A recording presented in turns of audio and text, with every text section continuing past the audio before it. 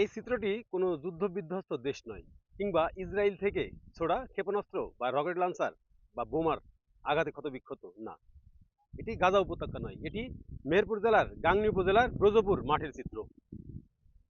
বৃহস্পতিবার দুপুরে কালবৈশাখীর তাণ্ডব চালিয়েছে পুরো মাঠ জুড়ে। মাঠে থাকা সৌর বিদ্যুতের যে সেচ প্রকল্প আছে, সেই সৌর প্যানেল যেটি আছে সেটা একেবারে উল্টে দিয়েছে প্রবল বেগে আসা কালবৈশাখী ঝড়। সাথে ছিল বৃষ্টি, শেষের দিকে ছিল শিলাবৃষ্টি। পুরো ছাউনি, সোলার প্যানেলের যে ছাউনি থাকে সেই পুরো ছাউনিটাই একেবারে উল্টে গেছে। অর্থাৎ আমি যদি একটু বলতে চাই যে এই যে সীমানা নির্ধারণ করা আছে, এই সীমানার মধ্যেই চালাটি ছিল এবং সেটি বাতাসে তোড়ে পুরো উল্টে গেছে। তো এটা প্রাথমিকভাবে ধারণা করছে এখানকার কৃষকরা যে প্রতিষ্ঠান পাওয়ার প্লাস এনার্জি প্রতিষ্ঠান এই সোলার প্যানেলটি স্থাপন করেছে, তারা মূলত যে খুঁটি বলা হয়, যে খুঁটি যেটা দিছে সেটি মাত্র আপনাদের একটু দেখায় যে 1 ফিটও মাটির নিচে আটকানো ছিল না। অর্থাৎ 6 ইঞ্চি বা 7 ইঞ্চি মাটির নিচে ঢালাই ছিল, যার ফলে বাতাসের তোড়ে এই ঢালাই টিকতে না পেরে পুরো প্যানেলই উল্টে গেছে। ঠিকাদারি প্রতিষ্ঠানের খামখেয়ালিপনার খেসারত দিতে হচ্ছে এখানকার কৃষকদের। ঠিকাদারি বা বাস্তবায়নকারী প্রতিষ্ঠান energy plus, power plus energy যশোরের, তারা যদি তাদের যে শ্রমিক বা যারা কাজ করেছে তারা যদি এই খুঁটিটা একটু মজবুত করতো, তাহলে হয়তো এই ক্ষতির মুখে পড়তে হতো না এই কৃষককে।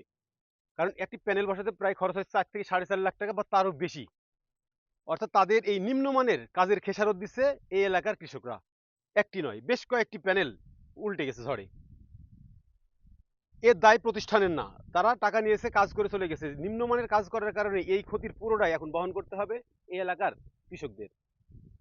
শুধু কালবৈশাখী ঝড় যে মেহেরপুরে হবে তা নয়, দেশের বিভিন্ন প্রান্তে হবে। আর এইসব নাম সর্বস্ব প্রতিষ্ঠানগুলো যদি নিম্নমানের কাজ করে, তার দায় আসলে কৃষকদের উপরই যাচ্ছে।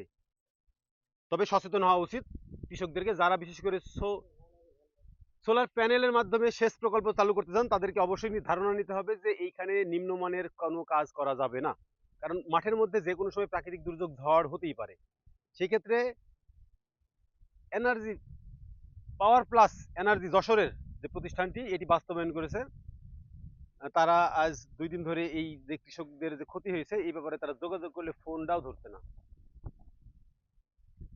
অর্থাৎ যত দ্রুত সম্ভব এটি যদি নির্মাণ কাজ শেষ না করা যায়, তাহলে মাঠে থাকা ফসলের ব্যাপক ক্ষতি হবে। বিশেষ করে এখন মাঠে আছে কলা আছে, বিশেষ করে মরিচটা তো বেশি অর্থকারী ফসল হিসেবে মরিচ চাষ করে এই এলাকার কৃষকরা। পাশে মরিচ ক্ষেত। এখন প্রাকৃতিকভাবে বৃষ্টি হয়েছে, কয়েকদিন সেচ না দিলেও চলবে, কিন্তু যদি আবারও খরা শুরু হয় বা তাপদাহ শুরু হয়, সেক্ষেত্রে এই মরিচ গাছ বাঁচিয়ে রাখতে সেচের কোনো বিকল্প থাকবে না।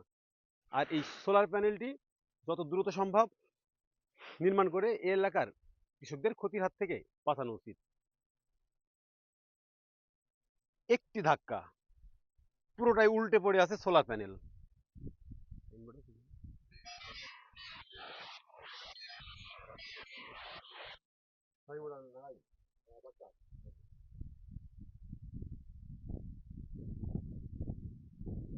পাওয়ার প্লাস এনার্জি কোম্পানির দৃষ্টি আকর্ষণ করছে মিরর বিডি।